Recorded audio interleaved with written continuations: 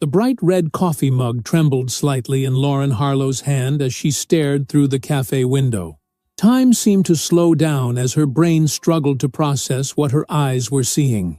There, at a corner table bathed in warm afternoon light, sat her husband of 11 years, Carl, his fingers intimately entwined with those of a young woman Lauren had never seen before. The woman was leaning forward, laughing at something Carl had said, her free hand playfully touching his arm in a gesture that spoke volumes. Lauren had only stopped to get a coffee on her way back from a client meeting. A successful meeting, she had thought proudly just moments ago. After 3 years of building her freelance design business while raising 2 young daughters, she had finally landed a contract that would bring financial stability and creative fulfillment. She had been excited to share the news with Carl. Now, as she stood frozen on the sidewalk outside Maple Street Cafe, that excitement turned to ice in her veins. She watched as Carl brought the woman's hand to his lips, a tender gesture he hadn't shown Lauren in years. His wedding ring caught the light, a mocking glint that sent a sharp pain through Lauren's chest. 11 years of marriage, 2 beautiful daughters, a home they had built together. All of it suddenly felt like a carefully constructed illusion. Her first instinct was to run, to get back in her car and pretend she hadn't seen anything, to preserve the comfortable life she had worked so hard to maintain. But something deeper stirred within her, something that had been dormant for too long, a sense of dignity, of self-worth. Without fully realizing what she was doing, Lauren straightened her cream-colored blouse, ran a hand through her chestnut hair, and walked purposefully toward the cafe entrance. Her heart hammered against her ribs with each step, but her face remained composed, a mask of calm determination. The bell above the door announced her arrival with a cheerful jingle that felt jarringly out of place. Several patrons glanced up briefly before returning to their conversations, but Lauren's eyes remained fixed on the corner table. She saw the exact moment Carl noticed her, his face draining of color, his body stiffening in panic. The young woman, oblivious to the unfolding drama, continued talking animatedly until she realized Carl was no longer listening. "Carl," the woman said, her voice carrying across the now too quiet cafe. "What's wrong? You look like you've seen a ghost." Lauren approached their table with measured steps. She felt oddly detached, as though watching herself in a movie. The woman, pretty, probably in her late 20s, with cascading dark hair, looked up with mild curiosity. "Hello, Carl," Lauren said, her voice steady despite the earthquake happening inside her. Carl's mouth opened and closed wordlessly, his complexion ashen. "Lauren," he finally managed, the name falling from his lips like a confession. This isn't." The woman looked between them, confusion clouding her features. Then her eyes widened as understanding began to dawn. "Carl?" she questioned, pulling her hand from his grasp. "What's going on?" Lauren pulled out an empty chair and sat down, setting her purse on the table with deliberate calm. A waitress approached, and Lauren ordered a black coffee without looking up. When the waitress left, a heavy silence descended on the table. "Aren't you going to introduce us, Carl?" Lauren asked, her tone conversational, though her heart was shattering into 1,000 pieces. Carl swallowed hard, his Adam's apple bobbing nervously. Sweat beaded on his forehead despite the cafe's air conditioning. "Lauren, please, let me explain." "I'm Sabrina," the woman interrupted, extending her hand with visible uncertainty. "And you are?" Lauren took the offered hand, noting the expensive manicure and the absence of any wedding band. "I'm Lauren, Carl's wife." Sabrina's perfectly shaped eyebrows shot up, and she jerked her hand back as though burned. "Wife?" she repeated, turning to Carl with incredulity. "You told me you were divorced." "For 2 years."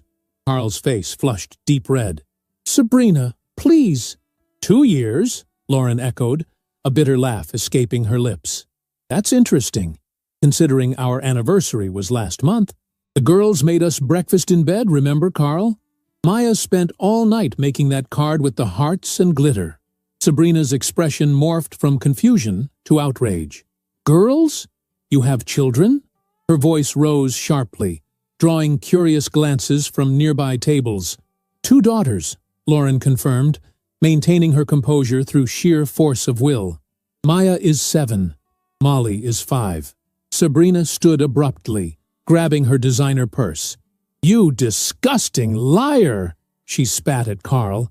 5 months, Carl. 5 months you've been telling me you were ready to move forward, that you wanted to build a life with me. The waitress returned with Lauren's coffee, hesitating awkwardly before setting it down and hurrying away. Lauren wrapped her hands around the warm mug, grateful for something to hold on to as her world collapsed around her.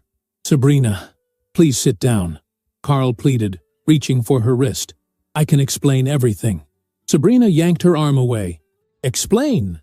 You told me your ex-wife was difficult about visitation rights with your daughter. Singular. One teenage daughter who lived primarily with her mother.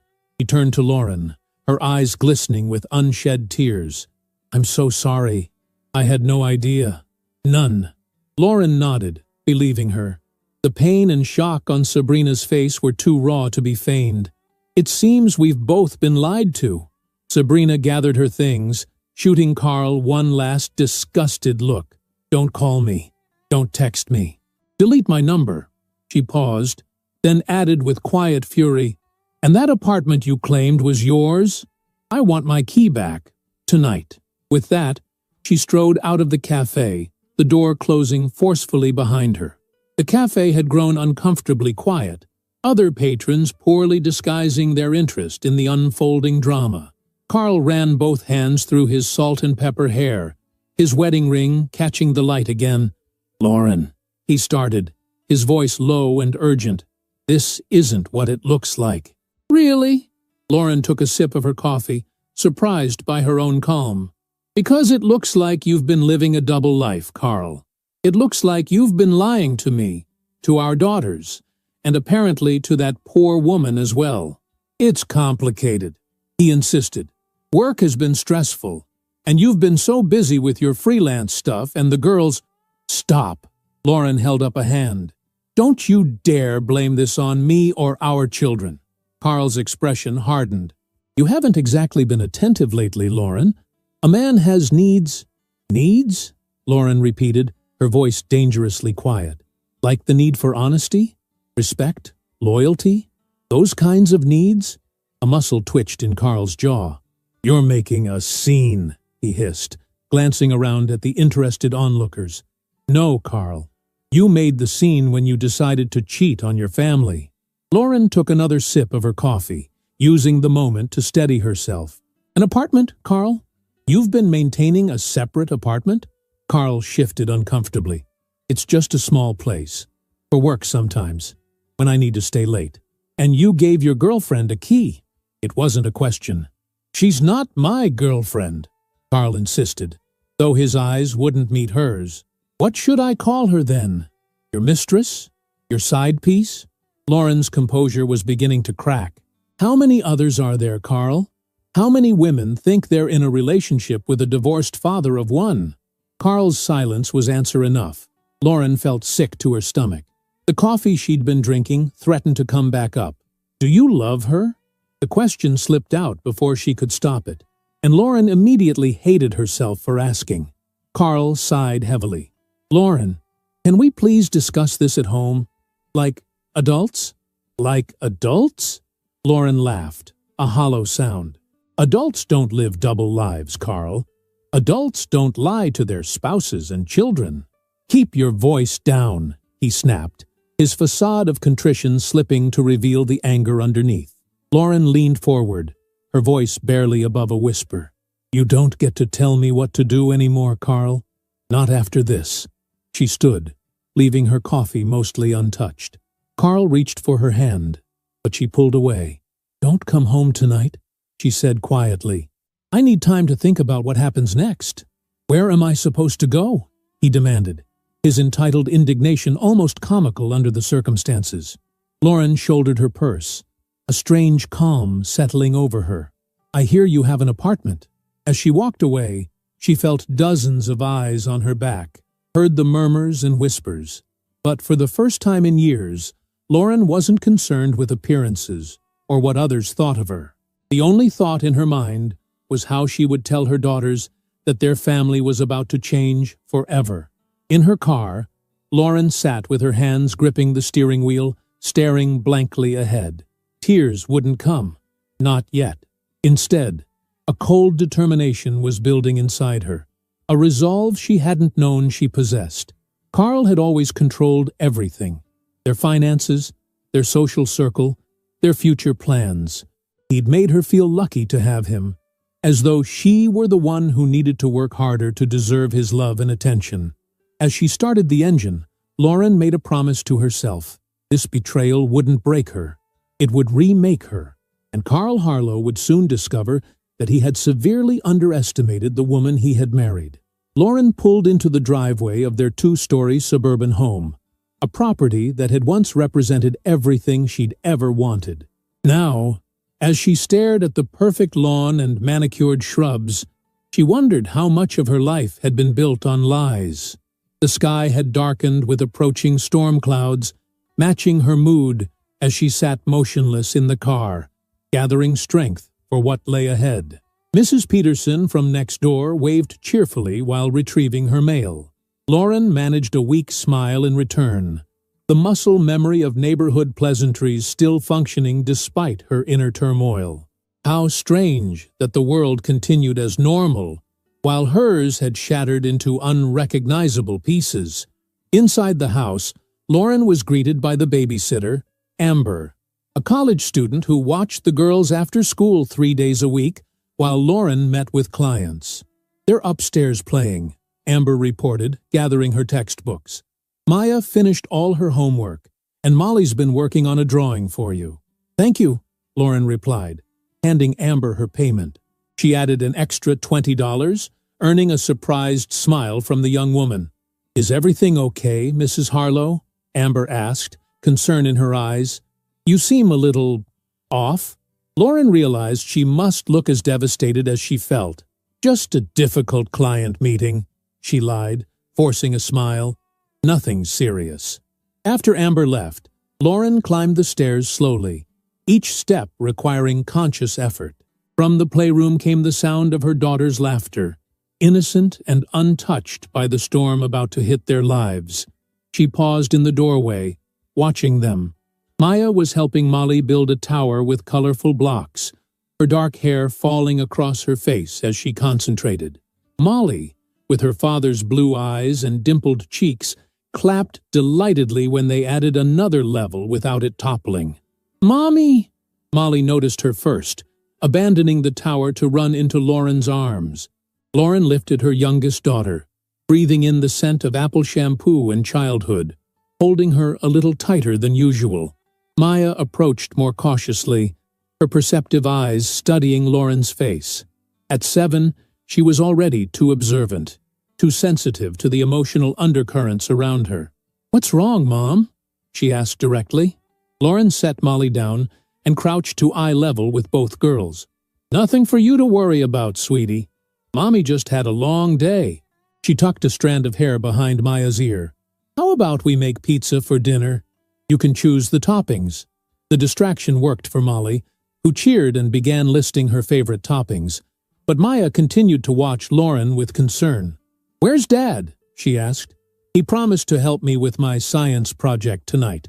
The innocent question felt like a knife twisting in Lauren's chest. "Dad had to work late," she managed. "But I can help you with your project." Maya's shoulders slumped slightly. "He always works late." There was such resignation in her daughter's voice that Lauren felt a fresh wave of anger toward Carl. How many promises had he broken with their daughters while maintaining his alternate life? "I know, sweetheart, but I'm here, and I'm all yours tonight." Throughout the evening, Lauren moved through the motions of normalcy, making pizza, helping with Maya's volcano project, bathing Molly, reading bedtime stories, all while her mind raced, considering options, imagining conversations, planning next steps. When she finally closed Molly's bedroom door, exhaustion hit her like a physical blow. In the kitchen, Lauren poured herself a glass of wine, then set it down untouched. She needed clarity tonight, not numbness. Her phone had been silent all evening. No calls or texts from Carl, no apologies or explanations, just silence. Lauren moved to Carl's home office, a space she rarely entered. It was his domain, like so many aspects of their life together. She hesitated at the threshold, feeling like an intruder despite the circumstances. Then, with renewed determination, she stepped inside. The room was meticulously organized, desktop cleared of papers, pens arranged in perfect alignment, books shelved by size and color. Carl had always been particular about his spaces. Lauren sat at his desk and stared at the locked computer screen, wondering how many secrets it held. She opened the desk drawers one by one, finding nothing unusual until the bottom drawer on the right. Inside was a stack of mail addressed to Carl Harlow, but at an address she didn't recognize. With trembling hands, Lauren spread the envelopes across the desk. Bank statements, credit card bills, an internet service provider bill, all for an apartment in Westlake Heights, an upscale area 15 miles away. The dates on the statements went back 14 months. 14 months of deception, running parallel to family dinners, school events, and anniversary celebrations. Lauren's hands shook as she opened one of the bank statements. The monthly rent withdrawal was listed plainly, $2,200, more than their mortgage payment. As she continued searching, more discoveries emerged. A hidden compartment in the desk revealed a second cell phone, sleek, expensive, and password-protected. A folder contained documents for a credit card she knew nothing about, with monthly statements showing charges at restaurants far nicer than any Carl had taken her to in years, jewelry stores, weekend getaways to nearby coastal towns. The scope of the deception was breathtaking. This wasn't a momentary lapse or a recent affair. This was calculated, sustained betrayal. Lauren felt physically ill, bracing herself against the desk as waves of nausea washed over her. When her phone buzzed with an incoming text, she nearly jumped out of her skin. It was Carl, staying at a hotel tonight as requested. "We need to talk tomorrow. Don't do anything rash. Don't do anything rash." As if discovering her husband's elaborate double life was something to be calmly discussed over coffee. As if she were the unreasonable one. Lauren didn't respond. Instead, she took photos of everything she'd found. The statements, the bills, the hidden phone, evidence. Then she carefully returned everything exactly as she'd found it, closing the drawer on Carl's secret life. Sleep was impossible that night. Lauren lay in their bed, staring at the ceiling, replaying moments from their marriage with new context. The late nights at work, the unexplained weekend conferences, the gradual emotional distancing that she'd blamed herself for. She'd worked so hard to be the perfect wife, the perfect mother, believing that if she could just do better, try harder, Carl would be fully present again. What a fool she'd been. Morning came with no answers but a steely resolve. After getting the girls ready for school, maintaining a facade of normalcy that drained her completely, Lauren called her most reliable client and explained she needed a few personal days. Then she dropped Maya at elementary school and Molly at preschool, lingering longer than usual during goodbyes, drawing strength from their innocent love. Back home, Lauren showered and dressed with unusual care, choosing a tailored navy dress that made her feel protected, armored. At precisely 9:30, she drove to the bank where they held their joint accounts. The personal banker recognized her immediately. "Mrs. Harlow, lovely to see you," he greeted warmly. "How can I help you today?" "I'd like detailed statements for all our accounts," Lauren said calmly, "and information about any accounts my husband might have opened separately." The banker's smile faltered slightly. "I'd be happy to provide statements for your joint accounts, but for Mr. Harlow's personal accounts, he would need to request those himself." Lauren had anticipated this. "I understand. In that case, I'd like to open a new account in my name only, and I'd like to transfer half of our joint savings into it." The banker's expression remained professionally neutral, but Lauren caught the flicker of understanding in his eyes. He'd seen this before: marriages unraveling, assets being divided, the first financial steps toward separation. By noon, Lauren had secured half of their joint savings, $62,000, in an account only she could access. It wasn't theft, it was self-preservation. She had no idea what Carl might do when confronted, and she needed to protect herself and her daughters. Her next stop was the office of Riley Hartman, a divorce attorney whose reputation for fierce advocacy preceded her. Lauren had found her name after a quick online search for the city's top divorce lawyers, specifically those who specialized in cases involving financial deception. Riley's office was minimalist and elegant, with awards and credentials tastefully displayed. The attorney herself was a study in controlled power, sharp-eyed, impeccably dressed, with a handshake that conveyed both strength and reassurance. "Tell me everything," Riley instructed once they were seated in her office. "Don't leave anything out, no matter how embarrassing or painful." For the next hour, Lauren recounted the events of the previous day, the discoveries she'd made, and her suspicions about the extent of Carl's deception. Riley took meticulous notes, occasionally asking clarifying questions, but mostly listening with focused attention. "What do you want, Lauren?" Riley asked when Lauren had finished. "Beyond the practicalities of financial settlement and custody arrangements, what outcome are you hoping for?" The question caught Lauren off guard. In the whirlwind of discovery and reaction, she hadn't had time to consider what she truly wanted. She began slowly, searching for words. "I want my daughters to be protected from as much pain as possible. I want financial security for their future and mine. And I want," her voice strengthened, "I want Carl to face consequences for what he's done. Real consequences." Riley nodded, a glimmer of approval in her eyes. "Good. That clarity will help guide our strategy." She leaned forward. "Here's what happens next. We'll file for divorce, citing adultery and financial misconduct.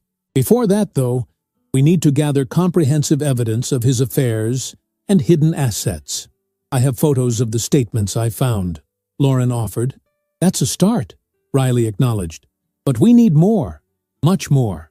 I'll engage a forensic accountant who specializes in uncovering hidden assets in divorce cases, and I recommend hiring a private investigator to document his activities with this Sabrina woman and any others." The suggestion made Lauren's stomach turn.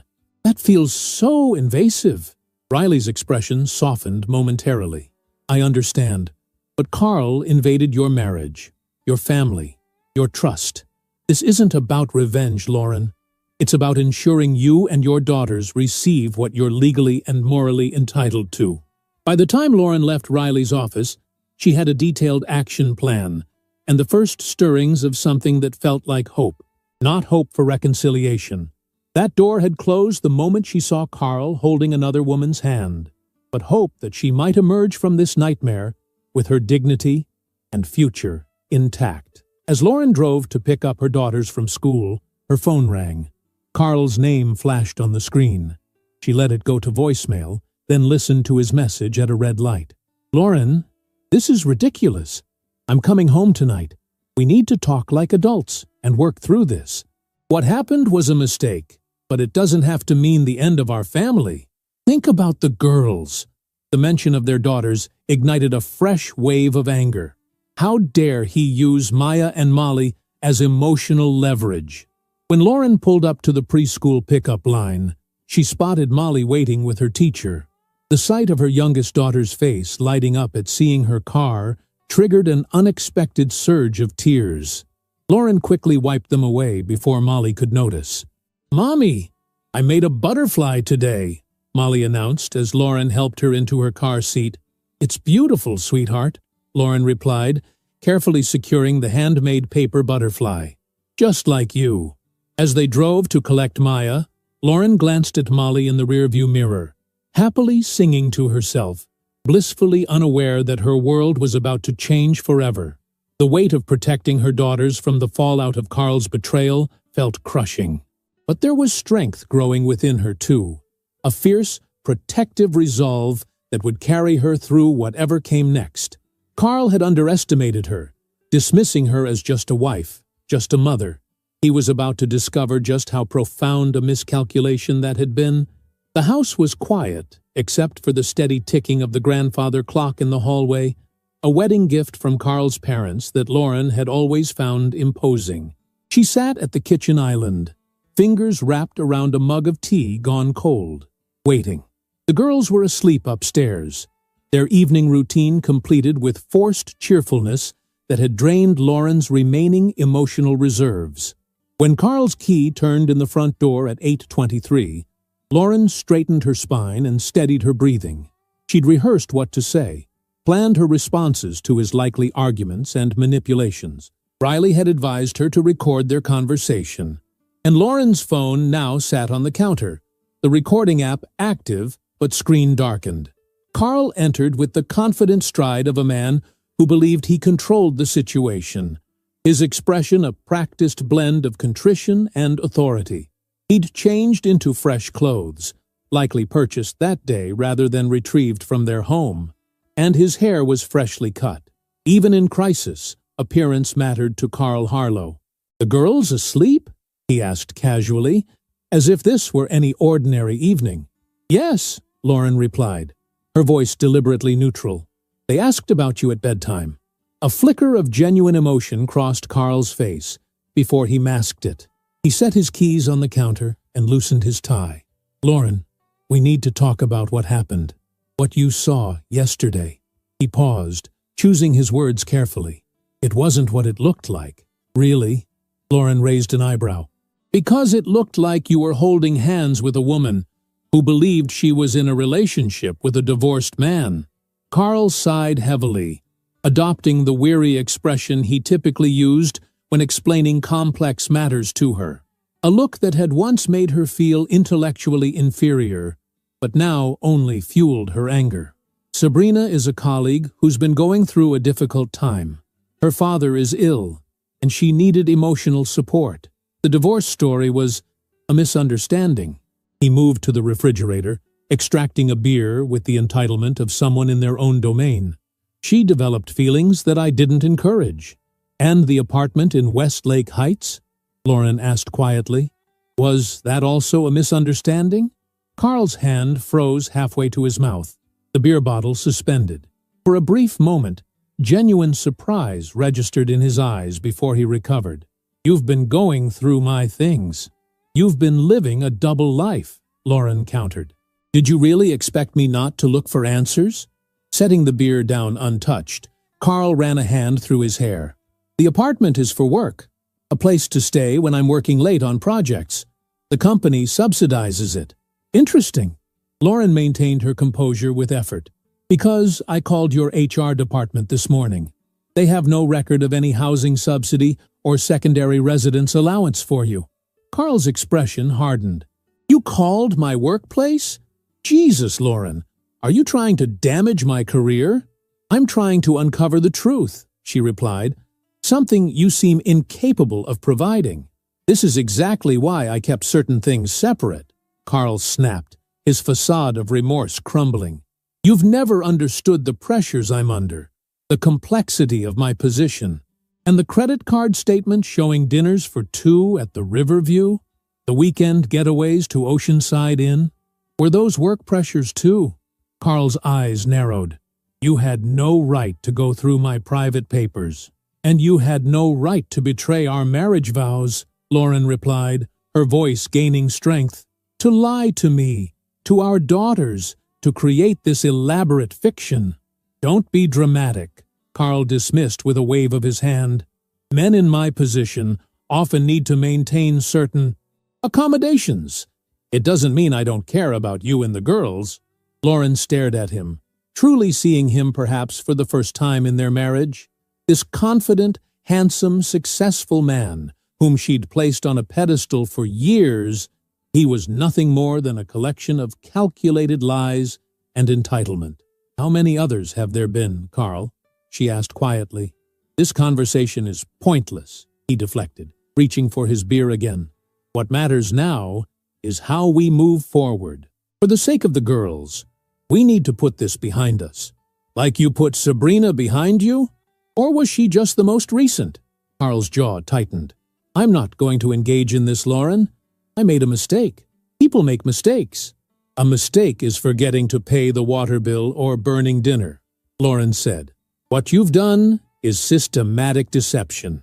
For 14 months, at minimum, you've maintained a separate residence, spent thousands of dollars of family money on other women, and constructed elaborate lies to cover your tracks. Family money? Carl laughed coldly. My money, Lauren. Let's be clear about that. Who earns the primary income in this household? Who pays for this house? The girls' private school tuition, your luxury SUV. There it was, the weapon he'd always wielded when cornered. Financial dominance. For years, he'd subtly reinforced her economic dependence, grudgingly supporting her freelance career, while reminding her of its insignificance compared to his executive salary. Our money, Carl. I gave up my career to raise our children. I've built my business while managing our household, coordinating the girls' activities, maintaining our social obligations, all so you could focus on your precious career. A career that provides everything you have, he shot back. Lauren took a deep breath. She would not allow him to derail the conversation. I spoke with a lawyer today. The statement landed like a physical blow. Carl's expression shifted from condescension to alarm. You what? I've retained Riley Hartman to represent me in our divorce proceedings. Carl set his beer down with deliberate control. Don't be absurd.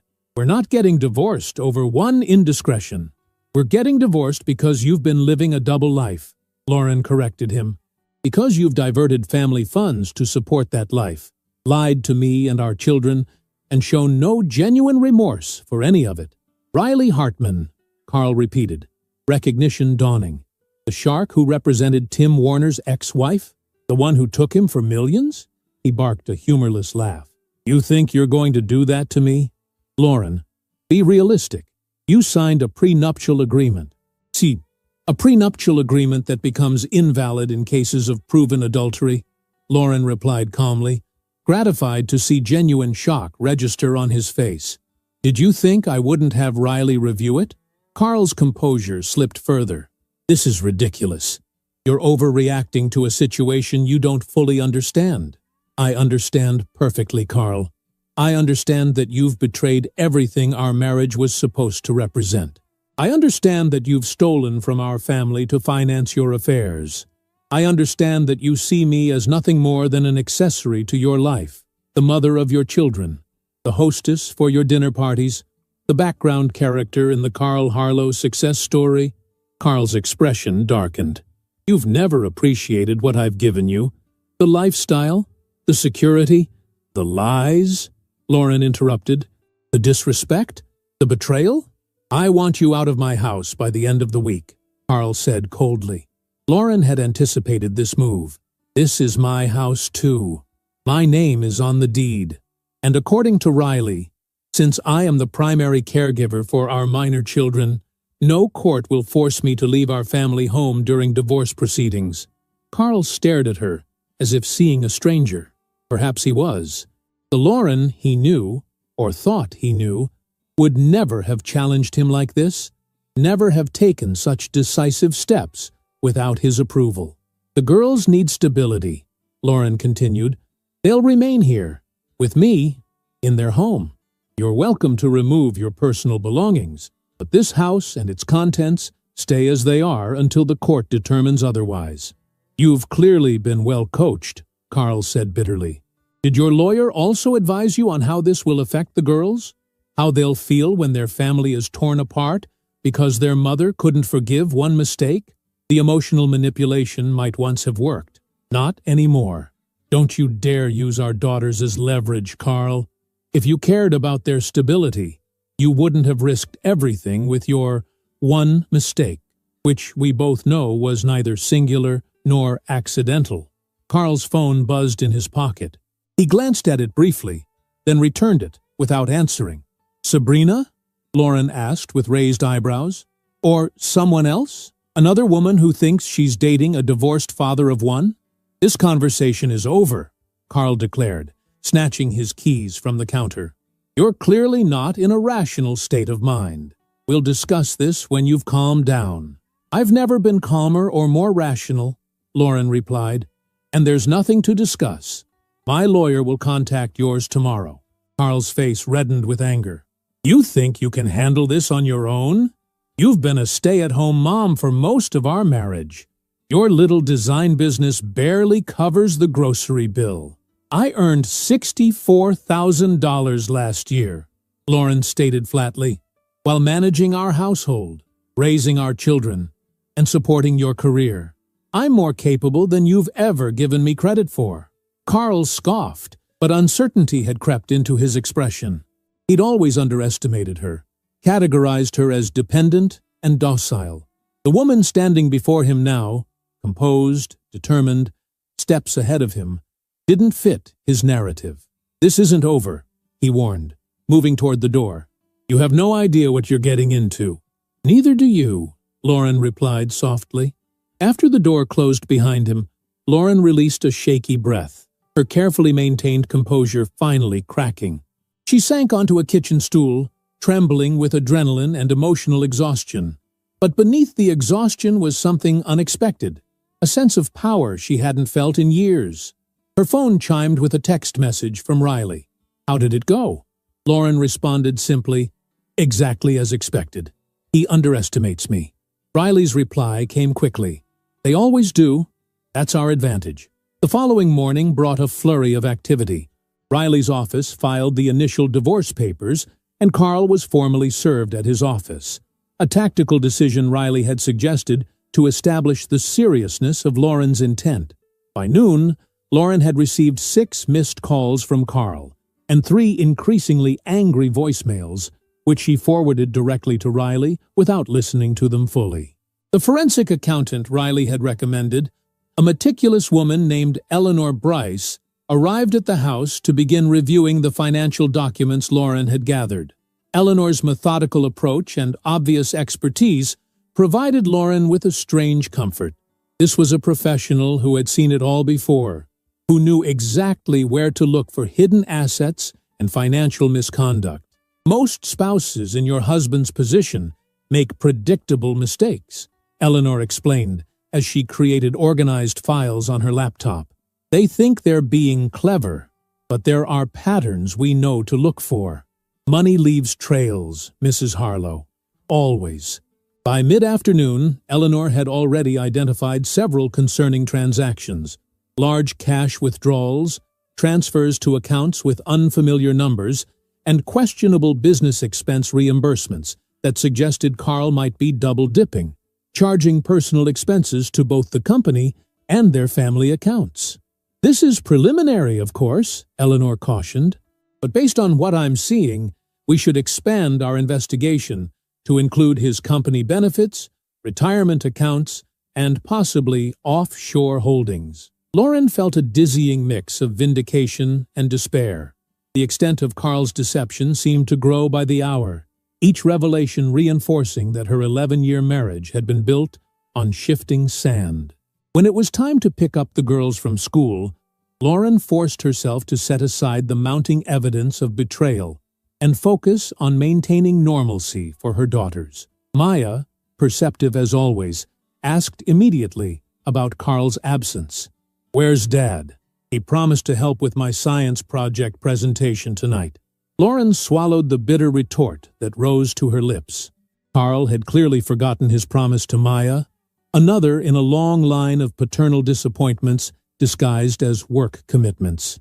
"Dad had to go out of town suddenly for work, sweetie," Lauren explained, the half-truth bitter on her tongue. "But I'll help you with your presentation. We'll make it amazing together." Maya's small shoulders slumped slightly.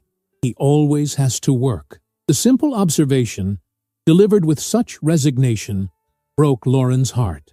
How many times had Carl disappointed their daughters? How many promises had he broken while maintaining his alternate life? That evening, after helping Maya practice her volcanic eruption demonstration and reading Molly 3 bedtime stories, Lauren sat alone in the kitchen with a glass of wine and her laptop. She'd been avoiding social media since discovering Carl's betrayal, but now she logged into Facebook with a specific purpose. There, in Carl's friend list, she found her, Sabrina Woodward. Her profile picture showed a beautiful young woman with dark, wavy hair and a confident smile. Lauren hesitated only briefly before sending a private message. "Sabrina, it's Lauren Harlow. I think we should talk. Not about reconciling with Carl. That ship has sailed for both of us, I imagine, but about comparing notes. If you're willing, I believe we could help each other understand the full scope of his deception." Lauren sent the message without overthinking it, then closed her laptop. She didn't expect an immediate response, or any response at all, but she needed to try. The more she learned about Carl's double life, the more she suspected Sabrina might have valuable information. Just as she was preparing for bed, Lauren's phone buzzed with a notification. Sabrina had responded, "I'll meet you. Not because I owe you anything, but because I'm starting to suspect he lied to me about a lot more than just being divorced. Tomorrow, 10 a.m., Capital City Coffee on 3rd Street. I'll be wearing a red scarf." Lauren stared at the message, a mixture of apprehension and determination swirling within her. Meeting her husband's mistress for coffee wasn't exactly covered in the How to Handle Your Spouse's Infidelity handbook, but conventional approaches had never revealed the truth about Carl. Perhaps it was time for unconventional methods. She typed a quick reply, "I'll be there. Thank you." As Lauren finally lay down to sleep, she realized something surprising. She hadn't cried today, not once. The paralyzing shock was giving way to something else entirely. A steely resolve to uncover every lie, to protect her daughters from further harm, and to emerge from this nightmare stronger than Carl could ever have imagined. Tomorrow, she would face Sabrina Woodward across a coffee table and take another step into the unknown territory of her new reality. A reality where Lauren Harlow was no longer the trusting wife, but a woman determined to reclaim her power, her dignity, and her future. The morning air carried a crisp autumn chill as Lauren approached Capital City Coffee, her heart hammering against her ribs. She'd chosen her outfit with care, a structured blazer over a simple blouse and jeans, wanting to project confidence she didn't entirely feel. Through the cafe window, she spotted a young woman with a vivid red scarf draped around her neck, dark hair falling in waves past her shoulders. Sabrina Woodward looked even younger in person than in her social media photos, perhaps 29 or 30 at most. Lauren took a steadying breath and pushed open the door. The warm aroma of coffee enveloped her as she walked directly to Sabrina's table. Recognition flashed in the younger woman's eyes, followed by a complex mixture of emotions: embarrassment, curiosity, and something that looked surprisingly like relief. "Thank you for agreeing to meet," Lauren said, settling into the chair opposite Sabrina. "I ordered you a latte," Sabrina replied, gesturing to the steaming mug waiting on Lauren's side. "I hope that's okay. Carl mentioned once that it was your usual." The casual reference to Carl, knowing her coffee preference, a small, intimate detail shared between lovers, landed like a physical blow. Lauren nodded, wrapping her hands around the warm mug, but not drinking. "This is unusual," Sabrina continued, her voice softer than in the heated cafe confrontation 2 days earlier. "I've never had coffee with my boyfriend's wife before." "Ex-boyfriend," Lauren corrected gently. A sad smile touched Sabrina's lips. "Definitely ex." She straightened her shoulders. "Look, I want to be clear about something right away. I had no idea Carl was married. None. He told me he'd been divorced for 2 years, that his ex-wife had moved to Chicago with their teenage daughter. He said they had an amicable arrangement, where he had visitation during school breaks." Her eyes filled with genuine distress. "I would never knowingly date a married man. Never." Lauren believed her. The raw hurt in the younger woman's eyes couldn't be faked. "I know," she said simply. "That's not why I wanted to meet." "Why did you then?" Sabrina asked, genuine curiosity in her voice. Because I think we're both victims of the same skilled liar, Lauren replied, and I think together we might understand the full picture better than either of us could alone. Sabrina studied Lauren's face, seeming to assess her sincerity. Finally, she nodded. What do you want to know? Everything, Lauren said. How you met, what he told you about himself, his schedule, his life, anything that strikes you as significant, or that might contradict what I know. For the next hour, over refilled coffee cups, Sabrina detailed her 14-month relationship with Carl Harlow, or rather, with the fictional version of Carl he had presented to her.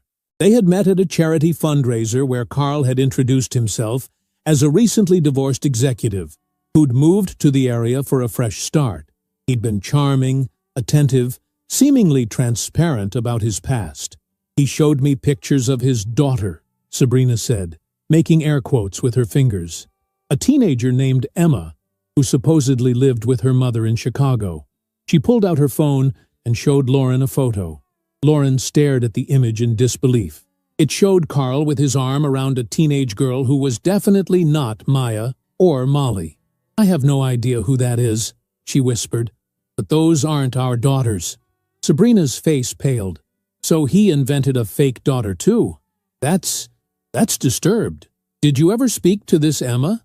Lauren asked. No. He always said the time zones made it difficult to coordinate calls when I was around. Sabrina's expression hardened. God, the excuses were endless. Weekend trips canceled at the last minute because of work emergencies. Mysterious phone calls he'd take in another room. Times when he was completely unreachable. She looked up suddenly. Those were probably times he was with you and your real daughters, weren't they? Lauren nodded, feeling sick. Family dinners, birthday parties, school events. Sabrina pushed her coffee cup away, her appetite apparently gone. I feel so stupid.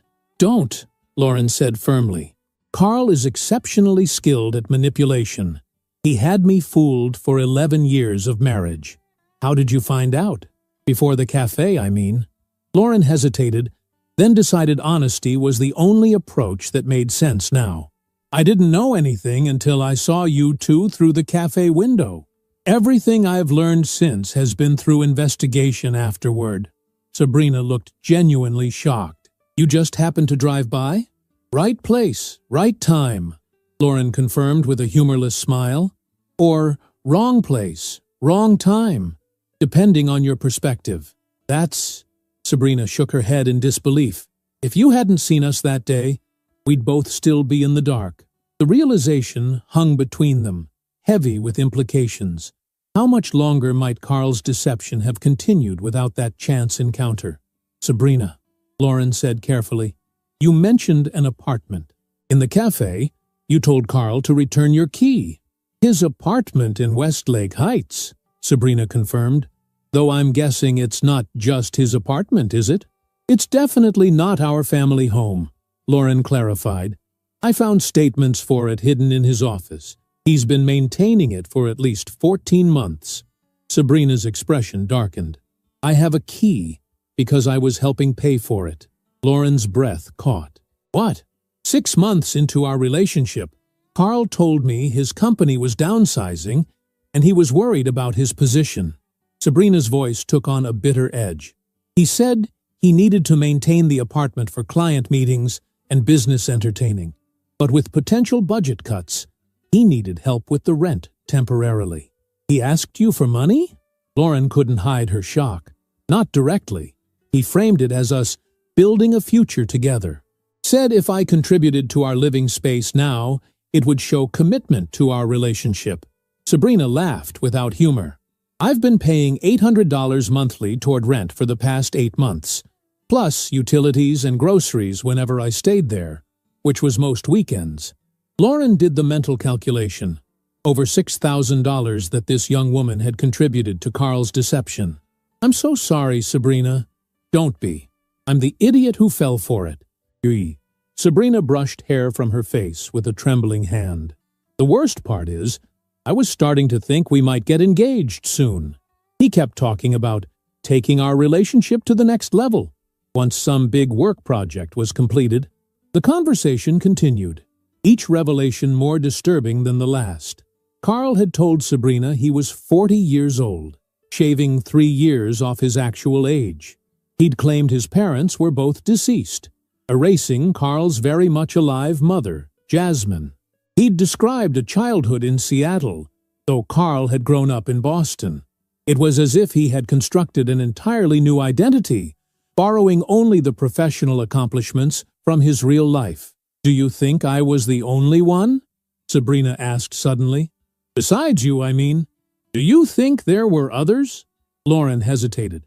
"I don't know, but given how elaborately he constructed this separate life, I wouldn't rule it out." Sabrina nodded slowly, then reached for her purse. "There's something else you should see." She extracted a manila folder and slid it across the table.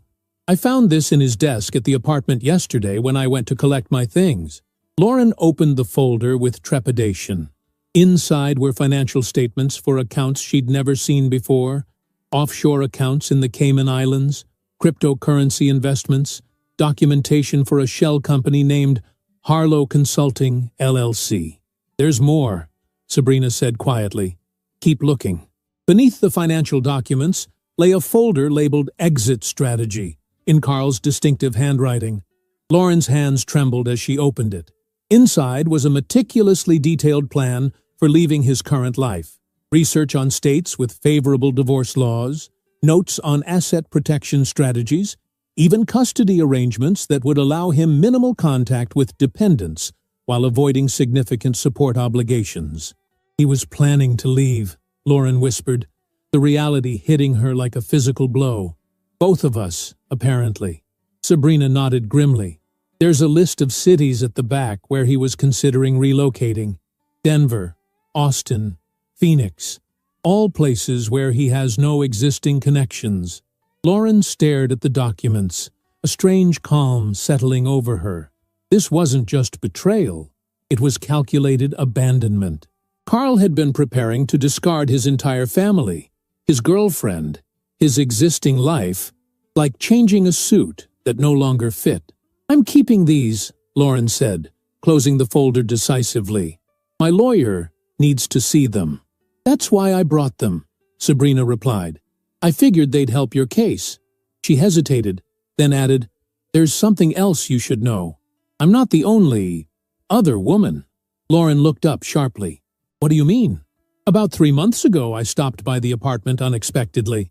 Carl wasn't there, but as I was leaving, I ran into a woman in the hallway who clearly recognized me. She looked surprised, then angry, and hurried away. When I asked Carl about her later, he said she was a neighbor who had boundary issues and was always trying to befriend residents." Sabrina twisted her coffee cup nervously. "I believed him at the time, but now, do you know who she was?" Lauren asked. "Not her name, but Carl belongs to a cycling club that meets on Saturday mornings. There's a photo on his desk of the group, and she's in it. Long blonde hair, athletic build." Lauren felt dizzy with this new information. A third woman, perhaps more. The scope of Carl's deception seemed limitless. "Why are you helping me?" Lauren asked suddenly. "You could have kept these documents, walked away, never contacted me again." Sabrina was quiet for a moment, considering the question. "Because when I realized how completely he had deceived me, I felt erased, like the person I thought I was in love with never existed. And I'm angry, not just for myself, but for you too." She met Lauren's eyes directly. "And honestly, because I want him to face consequences for what he's done to both of us." As they prepared to leave the cafe, Sabrina hesitated. "What will you do now?" "Take this to my lawyer," Lauren replied, holding up the folder, "and then prepare for war."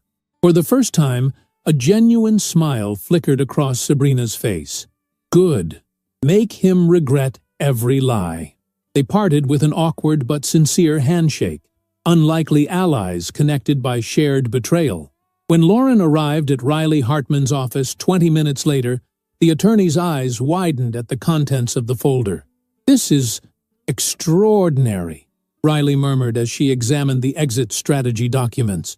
"I've handled hundreds of divorce cases involving infidelity, but I've rarely seen this level of premeditated deception. What does it mean for our case? Lauren asked. Riley's expression turned predatory. It means Carl Harlow has severely miscalculated. Judges don't look kindly on spouses who hide assets and plan abandonment.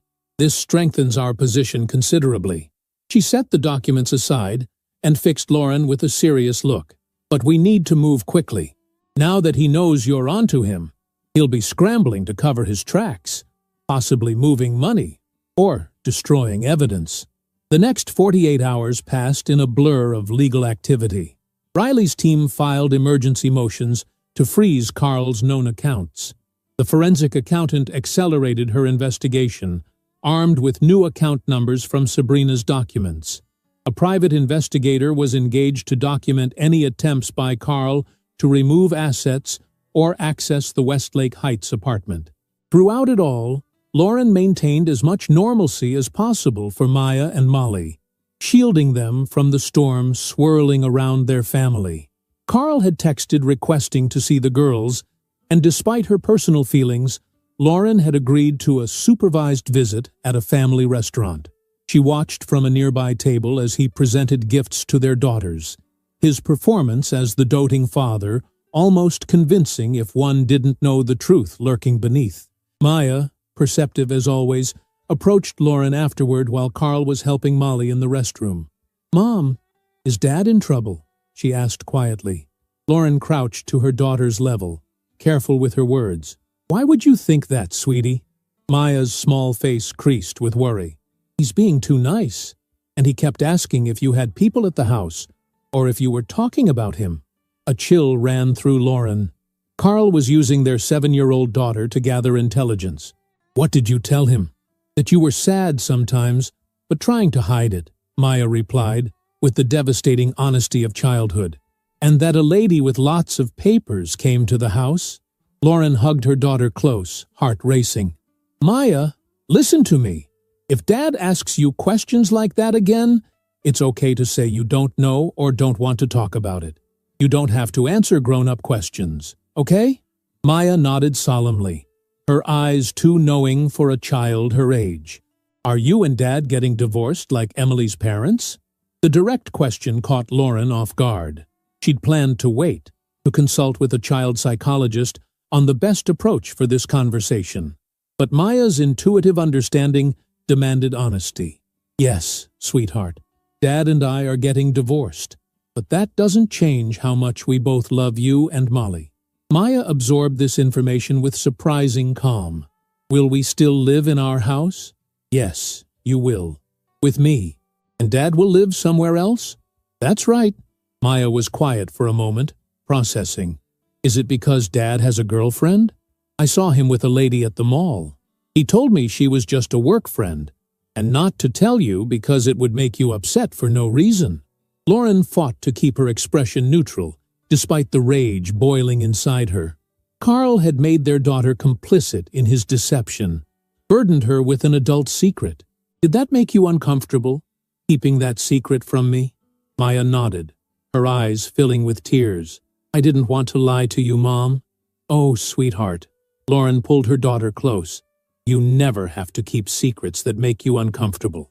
Not from me, not from anyone.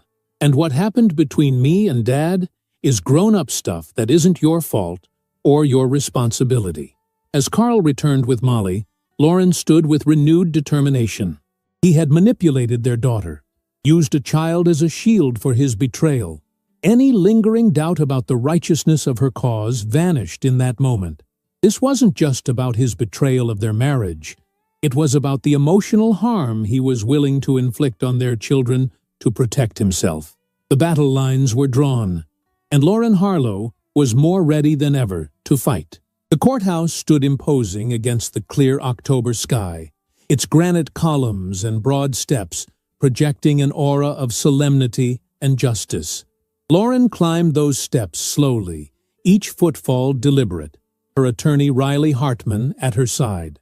Today was not the formal divorce trial, that would come later, but rather an emergency hearing regarding the financial injunctions Riley had filed upon discovering Carl's hidden assets. "Remember," Riley murmured as they approached the massive oak doors. "Regardless of what Carl or his attorney claims, stay composed. Your dignity is your greatest weapon in that courtroom." Lauren nodded, smoothing the lapel of her navy suit. The past 3 weeks had been a whirlwind of discovery and preparation. The forensic accountant had unearthed far more than even Lauren had anticipated. Not just the apartment and the accounts Sabrina had revealed, but an entire shadow financial structure that Carl had been building for nearly 2 years. $65,000 diverted from their joint savings. Retirement accounts she hadn't known existed. A shell corporation through which he'd purchased the Westlake Heights apartment under a business name rather than his own. And most disturbing of all, documentation suggesting he'd been systematically inflating his business expenses for reimbursement while underreporting his income to both Lauren and the IRS. Inside the courtroom, Lauren spotted Carl immediately, seated beside his attorney, Jackson Mills, a divorce lawyer known for aggressive tactics and representing high-net-worth clients. Carl looked immaculate, as always, in a charcoal suit, his posture radiating confidence. When he noticed Lauren, he offered a slight nod, as though they were colleagues at a business meeting rather than spouses whose marriage had imploded under the weight of his deceptions. "Classic power play," Riley whispered as they took their seats. "He wants you to think he's still in control, that this is just a minor inconvenience in his master plan." But Lauren saw what Riley didn't: the almost imperceptible tension in Carl's jaw, the slight dampness at his temples. Beneath that cultivated veneer of composure, Carl Harlow was worried. The hearing began with procedural formalities, but quickly progressed to the heart of the matter. Riley presented the court with meticulous documentation of Carl's financial deceptions, his voice measured but relentless as she outlined the trail of hidden assets, diverted funds, and systematic misrepresentations. "Your Honor," Riley concluded, "given the substantial evidence of Mr. Harlow's deliberate concealment of assets and his documented plans to leave the jurisdiction, we ask that all accounts identified in our filing remain frozen, that Mr. Harlow surrender his passport, and that the court appoint a receiver to prevent further dissipation of marital assets." Carl's attorney rose with practiced indignation. "Your Honor, these allegations are grossly exaggerated. My client maintains separate accounts for legitimate business purposes, all of which would have been disclosed during standard discovery. Mrs. Harlow has taken routine financial management and distorted it into some kind of elaborate conspiracy." The judge, a woman in her 60s with silver-streaked hair and penetrating eyes, studied both attorneys thoughtfully. "Mr. Mills, these documents indicate your client has transferred substantial sums to offshore accounts, established a separate residence unknown to his wife, and prepared detailed plans for relocating outside this jurisdiction. How would you characterize those actions?" Mills hesitated, clearly caught off guard by the judge's direct question. "My client's business requires contingency planning, Your Honor. The documents Mrs. Harlow's team has presented have been taken entirely out of context." "Then perhaps your client can provide the appropriate context," the judge suggested, turning her gaze directly to Carl. "Mr. Harlow, would you care to explain why you've been moving assets offshore while researching states with favorable divorce laws?" Carl straightened his tie and adopted the confident expression Lauren had seen him use in countless business negotiations. "Your Honor, as an executive with significant responsibilities, I maintain various investment accounts as part of standard wealth management practices. The research into relocation options was merely exploratory, related to potential career opportunities." "And the separate apartment your wife knew nothing about?" the judge pressed.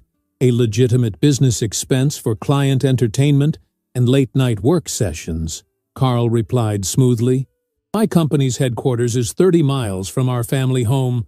Having a place closer to the office is simply practical." "A business expense you asked another woman to help pay for," the judge noted, referencing Sabrina's affidavit, "while telling her you were divorced." For the first time, Carl's composure faltered visibly. He hadn't expected Sabrina to provide sworn testimony. That situation is complicated, Your Honor. Indeed. The judge's tone was dry. Mr. Harlow, this court takes a dim view of litigants who play shell games with marital assets. Based on the evidence before me, I'm granting the emergency injunctions requested by Mrs. Harlow. All accounts identified will remain frozen pending further proceedings.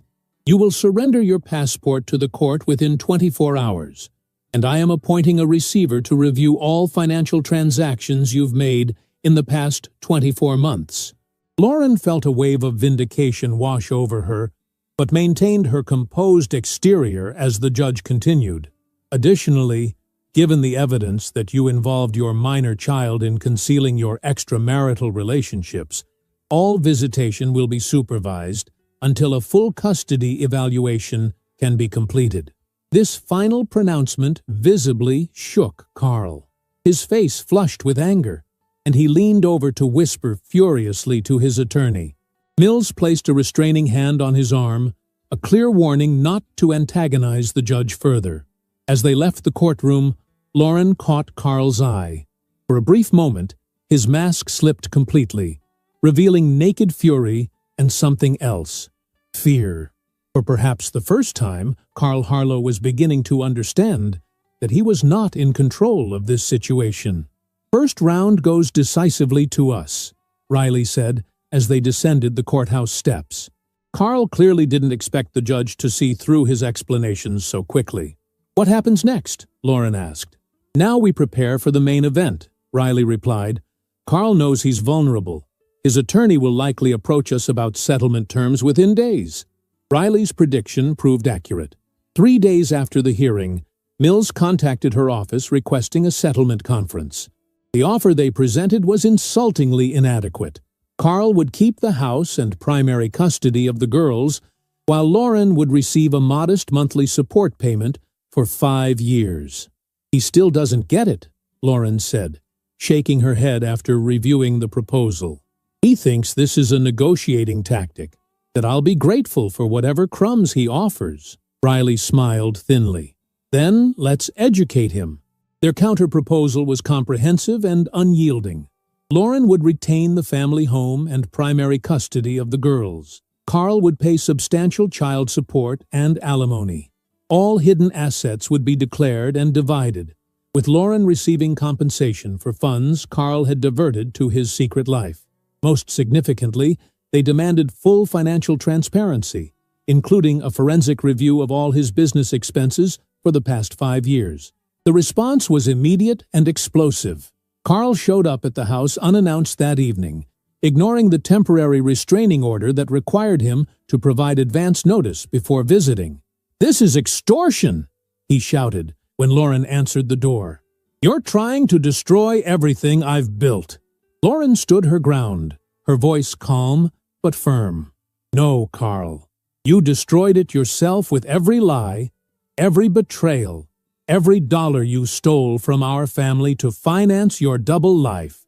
"I built this life," he hissed, gesturing expansively at the house around them. "Everything we have is because of me, because of my work, my sacrifices." "Our sacrifices," Lauren corrected. "My career put on hold to raise our children. My support that allowed you to focus solely on your ambitions. My management of our home, our social connections, our family's emotional needs. You didn't build this life alone, Carl, and you certainly don't get to dismantle it on your terms." Something in her unwavering gaze seemed to unnerve him. This wasn't the accommodating, grateful Lauren he was accustomed to. This woman stood her ground with a confidence that matched his own. "The girls are asleep upstairs," she continued. "If you care about them at all, you'll leave now before they hear you making a scene." The mention of their daughters deflated some of Carl's righteous anger. He stepped back, running a hand through his hair. "This isn't over, Lauren." "No," she agreed. "But how it ends is no longer solely up to you." After Carl left, Lauren leaned against the closed door, her heart racing despite her outward calm. She'd stood her ground, but the confrontation had shaken her more than she wanted to admit. In the kitchen, she poured herself a glass of water with trembling hands, then noticed Maya standing in the doorway, her stuffed rabbit clutched against her chest. "Was that Dad yelling?" Maya asked quietly. Lauren set her glass down, crossing to her daughter and crouching to eye level. "Yes, sweetheart. Dad is upset about some grown-up things. Is he mad at us?" Maya's voice was small, vulnerable. "No, not at all," Lauren assured her, smoothing Maya's hair. "Dad is dealing with some difficult consequences for choices he made. But none of this is your fault or Molly's fault. You are both so loved." Maya studied her mother's face with those perceptive eyes that seemed to see straight through adult pretenses. "You're different now, Mom." "Different how?" Lauren asked, genuinely curious about her daughter's perception. "Stronger," Maya said simply. "You don't look sad when you think no one's watching anymore." The observation, so insightful from a 7-year-old, brought unexpected tears to Lauren's eyes. "I am stronger," she acknowledged. "Sometimes difficult things can help us discover strength we didn't know we had." Maya nodded, as if this made perfect sense to her. Like in Frozen, when Elsa thought she had to hide her powers, but then she learned she was strongest when she wasn't afraid anymore. Lauren laughed softly, amazed by her daughter's ability to process complex emotional truths through the lens of her favorite movie. "Yes, exactly like that." Maya hugged her tightly. "I'm glad you're not hiding anymore, Mom." Over her daughter's shoulder, Lauren caught a glimpse of their reflection in the darkened window, mother and child illuminated in the warm kitchen light, holding each other against the night.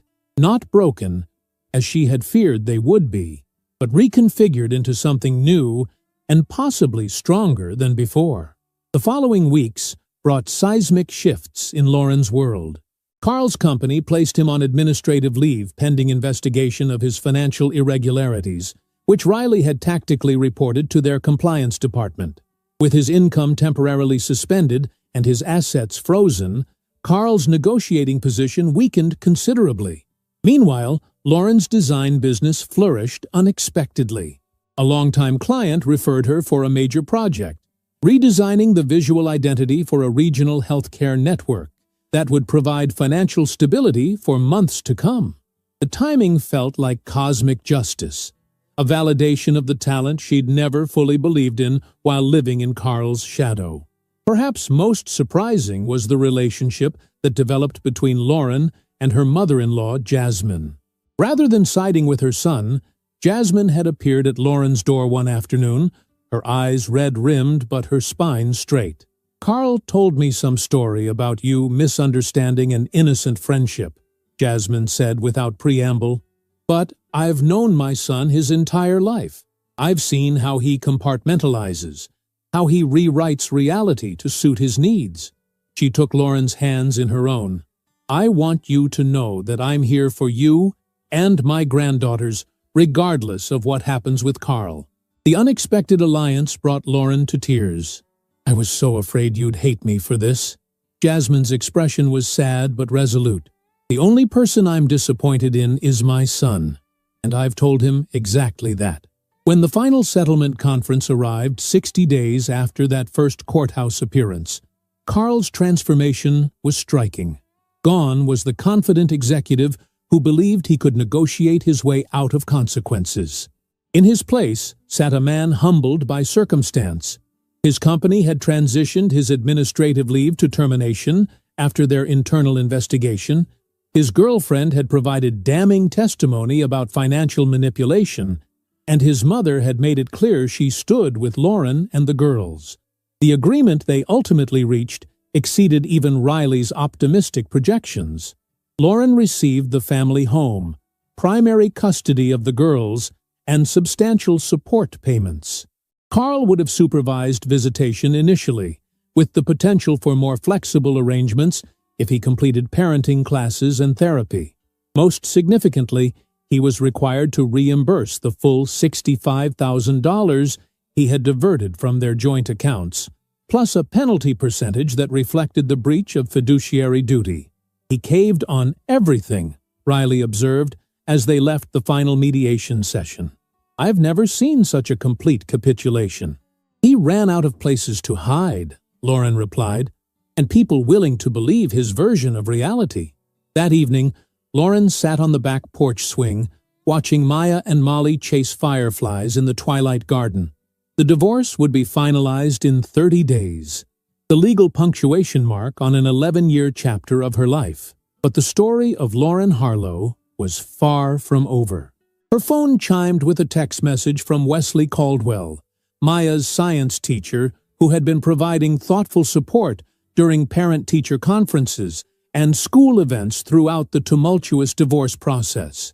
His message was simple: "Just checking in. Hope you and the girls are doing well." Lauren smiled, typing back, "We are. Better than I would have thought possible 6 months ago."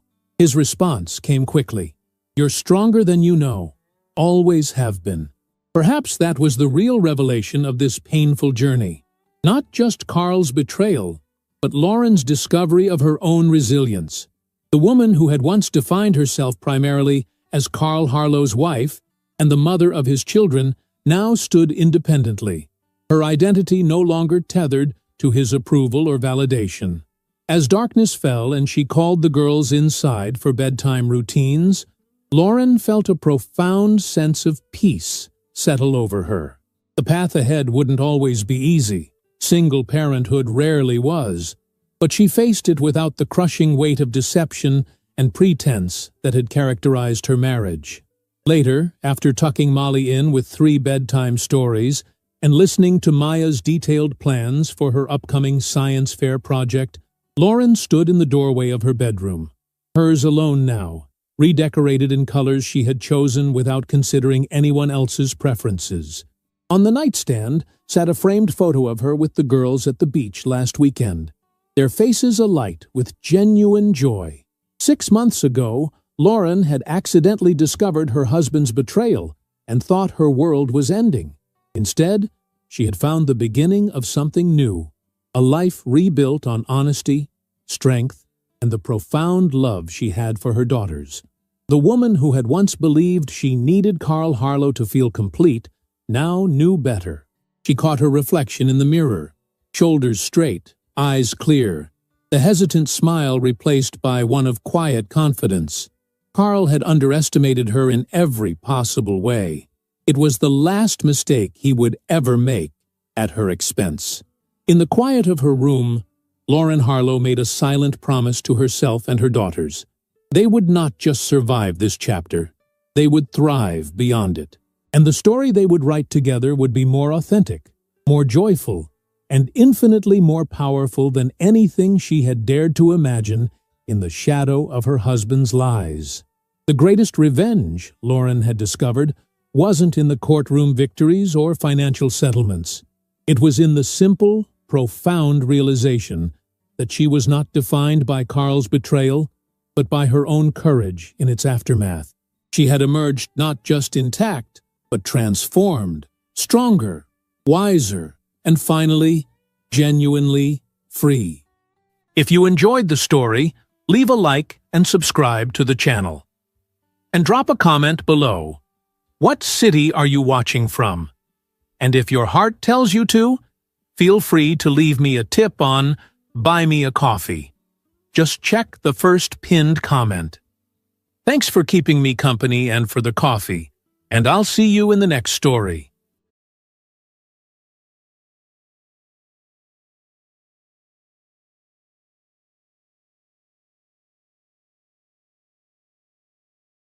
The wind howled like a living thing that night, tearing through the mountains of Banff National Park. Snow whipped across the road in furious spirals, erasing everything in white. And in the middle of that storm, a 5-year-old girl was walking barefoot through the drifts, her tiny arms clutching 2 swaddled bundles to her chest. Her name was Emma Brooks, and if she stopped moving, her baby brothers would die. Tell me, have you ever seen a child fight the cold like a soldier guarding her last hope? Stay with me, because what's about to happen inside that mountain mansion will break your heart and then mend it in a way you'll never forget. Emma's breath came out in short, panicked bursts that turned to frost before her eyes. Each step sank into snow that nearly reached her knees. Her jacket was too thin, her mittens soaked through. Beneath the blanket pressed to her chest, the twins Sam and Simon whimpered weakly. Their tiny fingers were stiff and pale, their cries fading into the roar of the wind. "Shh, we're almost there?" Emma whispered, though she couldn't see anything ahead but endless white.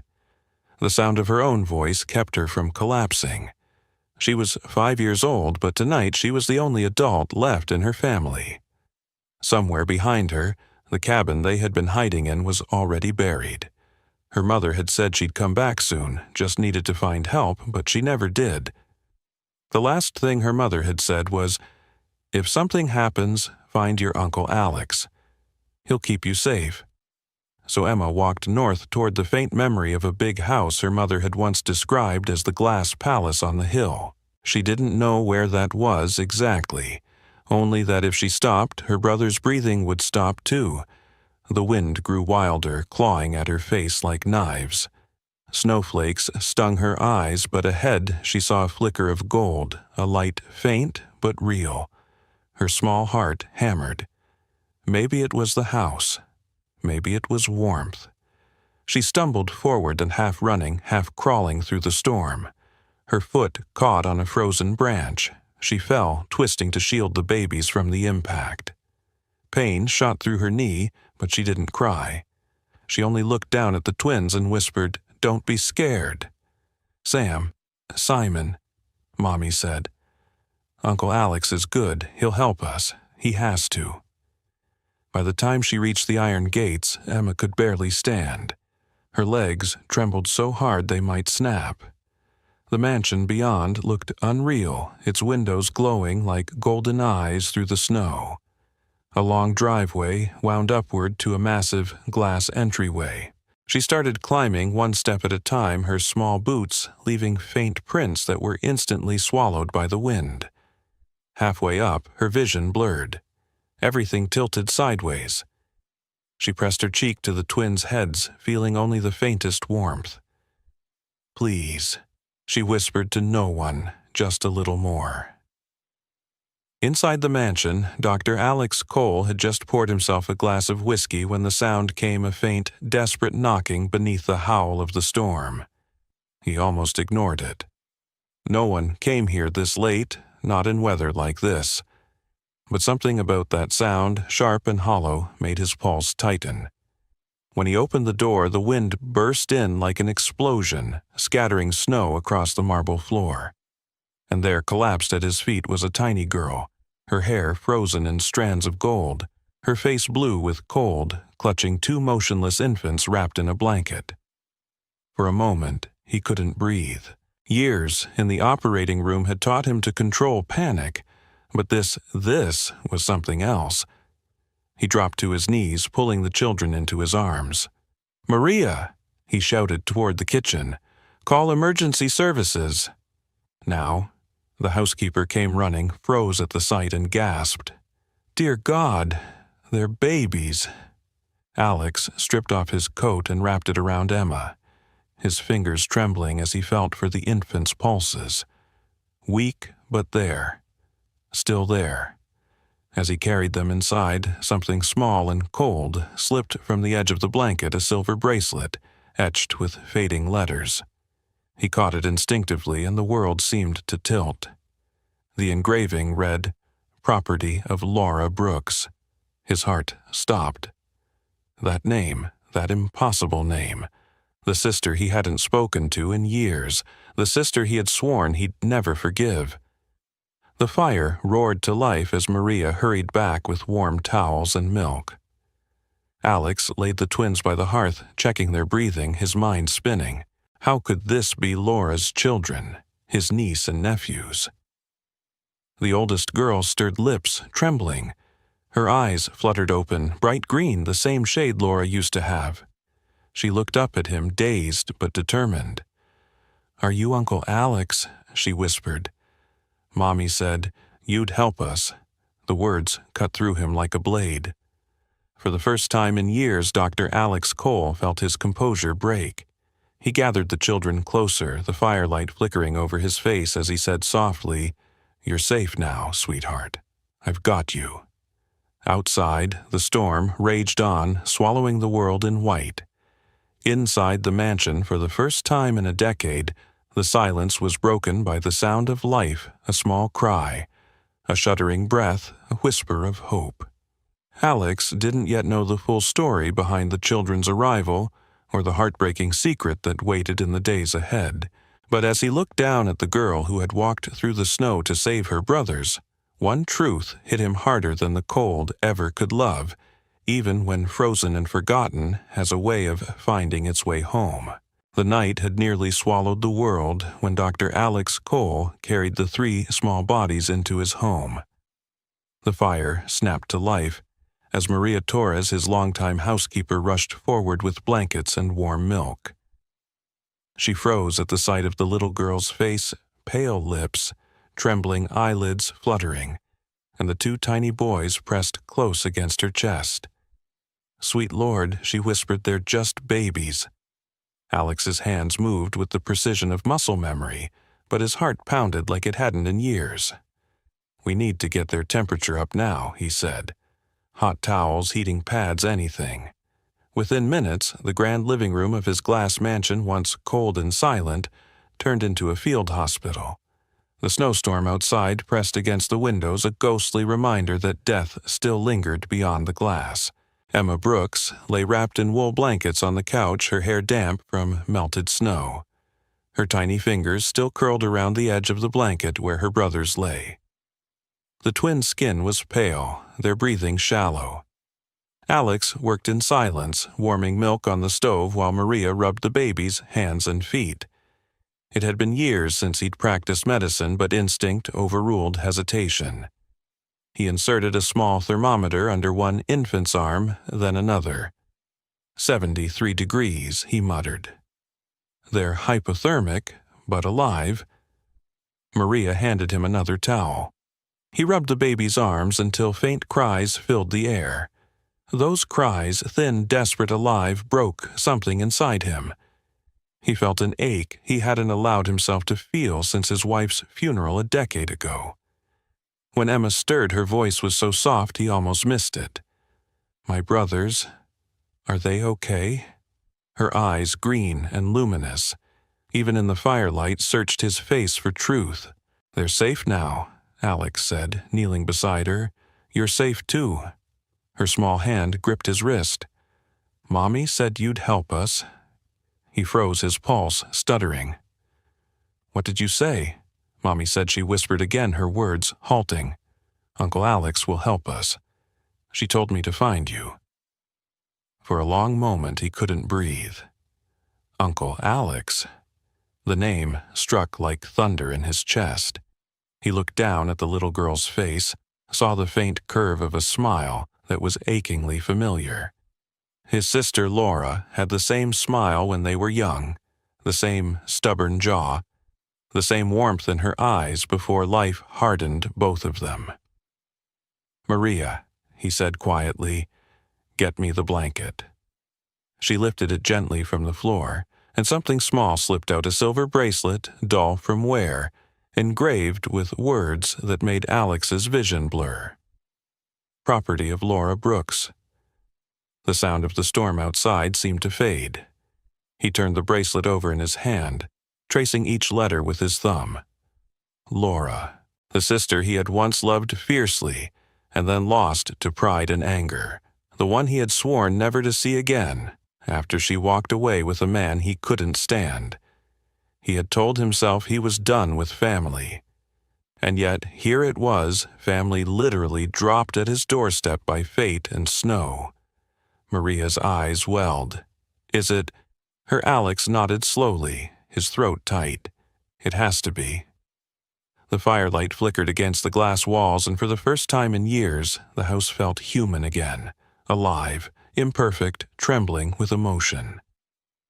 Alex sat near the couch watching the children sleep. Every few minutes he reached out to touch the twins' hands, checking for warmth, listening for the rhythm of their breathing.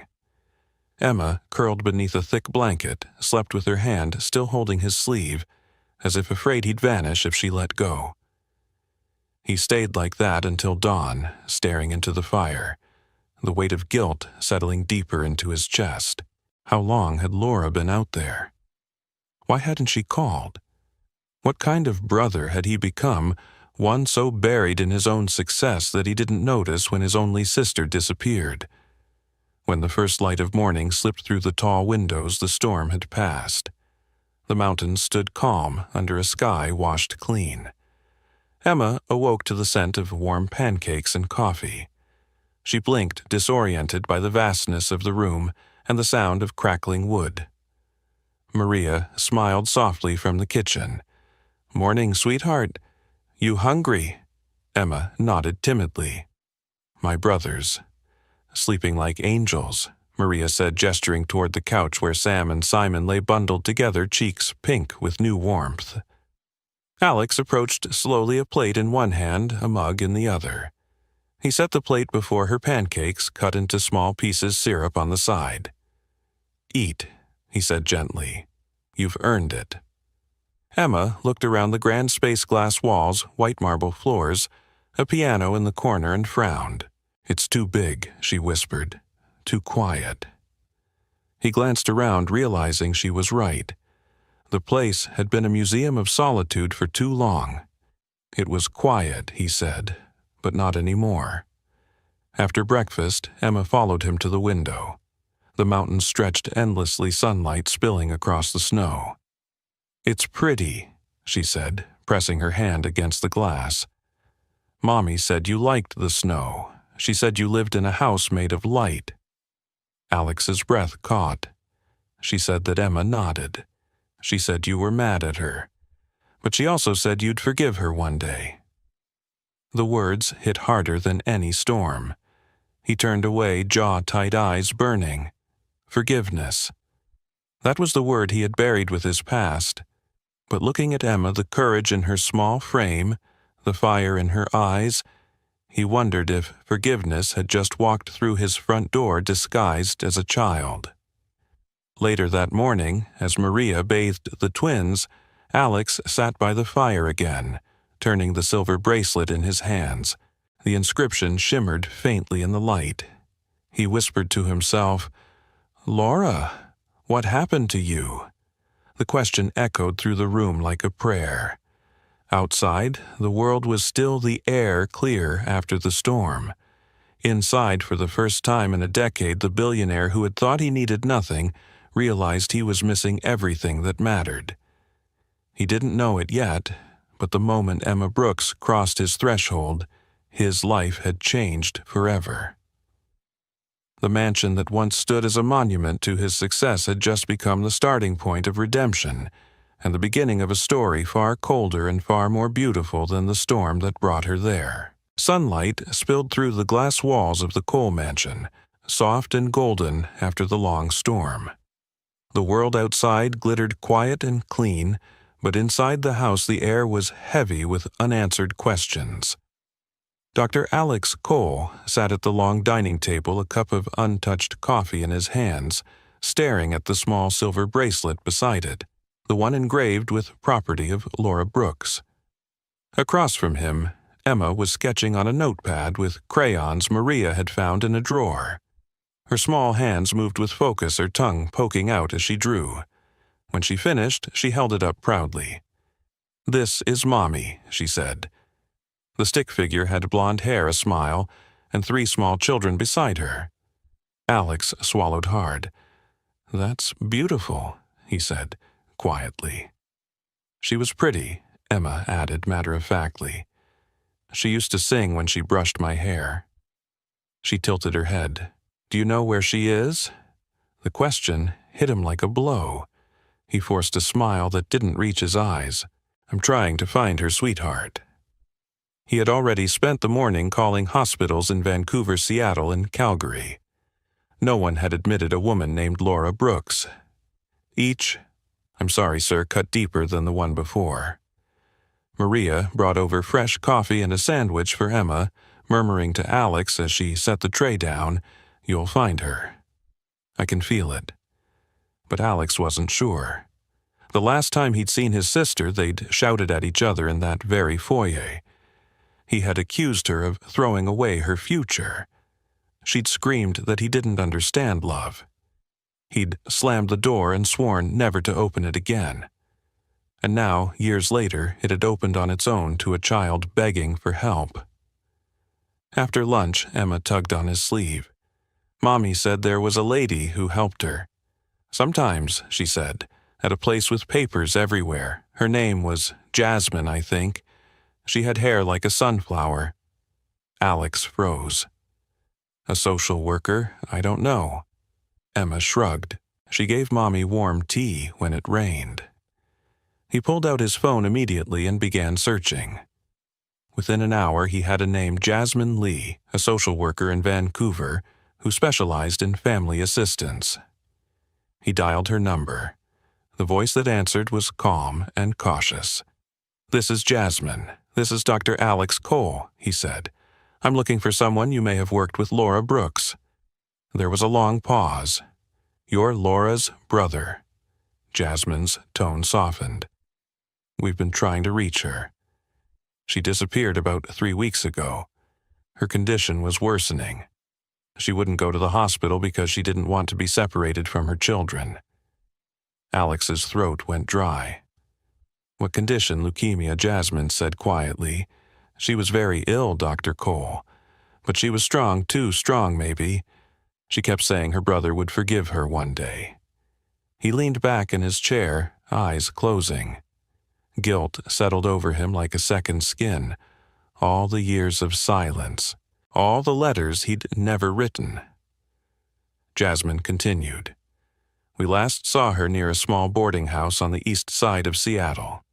She left before the rent expired. I can give you the address, please do," Alex said. His voice was steady, but his hands were shaking. When he hung up, Emma was standing near the window, staring out at the snow. "Uncle Alex," she asked softly, "is Mommy sick?" He knelt beside her, brushing a strand of hair from her face. "She's been sick for a while, but we're going to find her, I promise." Emma nodded solemnly. "Then we should hurry. She gets cold fast." That night, Alex couldn't sleep. He sat by the fireplace long after everyone else had gone to bed, the light flickering across his face. The bracelet lay on the table beside him, a tiny gleaming reminder of everything he'd lost and everything he had to fix. He thought about Laura as a child, racing him up the snowy hills, laughing so loud it echoed across the valley. She'd been fearless, tender-hearted. How had they drifted so far apart? At dawn, he loaded his SUV with blankets, diapers, and supplies for the twins. Maria insisted on coming, saying, "You'll need someone to help with the babies." Emma climbed into the back seat, clutching her mother's drawing like it was a map. "I remember something else," she said as they drove through the mountain pass. "There's a cafe Mommy liked. It had blue walls and smelled like cinnamon. It's near the river." Alex glanced at her in the rearview mirror. "A blue cafe by the river," he repeated, committing it to memory. Hours later, they crossed into Washington, the snow thinning as they neared Seattle. The city rose in the distance, a web of glass and steel shimmering under pale sunlight. They began asking questions, showing Laura's photo to people in small shops and shelters. Most shook their heads, but one elderly woman at a corner market pointed toward a riverside cafe. "You mean the Blue Cup," she said. "She used to come by, sweet woman, always asking if they were hiring." When they arrived, the cafe looked exactly as Emma had described it. Blue walls, the smell of cinnamon, and coffee in the air. Inside, a young barista recognized the photo immediately. "Yeah," she said softly. "She came here a few weeks ago. Looked real tired. Sat by the window watching the river. Said she was waiting for someone." Alex's voice barely came out. "Did she say who?" "She just said, 'My brother will come for me. He promised once.'" For a moment, he couldn't speak. He turned away, staring at the window seat where Laura had once sat. Outside, the river glinted under the afternoon sun. She had believed in him, even after all those years, even when he'd given her every reason not to. Back in the car, Emma leaned against him, sleepy but hopeful. "We'll find her soon," she murmured. "Mommy always said good people find their way back." He looked down at her, this brave little girl, who had carried her brothers through a snowstorm, and felt something shift inside him. The mansion, the wealth, the titles, they all meant nothing now. What mattered was the family he'd forgotten, the sister he'd failed, and the promise he was finally ready to keep. As the city lights came alive across the water, Alex whispered to himself, "Hold on, Laura. I'm coming." Beside him, Emma stirred and smiled faintly in her sleep, as if she'd heard him. The twins' soft breathing filled the car, the rhythm of life that had returned to him out of the cold. Somewhere in the city, a woman named Laura Brooks was waiting, and for the first time in years, Alex Cole felt like he was exactly where he was meant to be. The hospital hallways smelled faintly of antiseptic and rain.